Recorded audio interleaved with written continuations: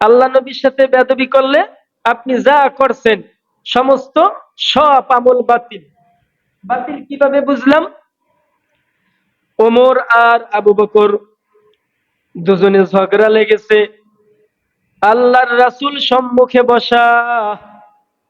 ঝগড়া করতে করতে তাদের কণ্ঠস্বরটা হাই হতে হতে আল্লাহর রাসূল যেই কথা বলতেছে সেই কথা আর শোনা যাচ্ছে না। অর্থাৎ এখন আবু বকর আর হযরতে ওমরের কথা আল্লাহর রাসূলের কথার উপরে উঠে গেছে। আমার আল্লাহ বললেন,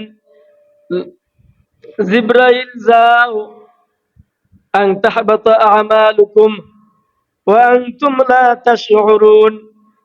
আমার নবীকে জানিয়ে দাও, আমার নবীর উপর দিয়ে যারা কথা বলবে, আমার নবীর সম্মুখে দিয়ে যারা চলবে, আমার নবীর সাথে যারা বেয়াদবি করবে, তাদের সমস্ত আমলগুলোকে আমি আল্লাহ বরবাদ করে দিলাম।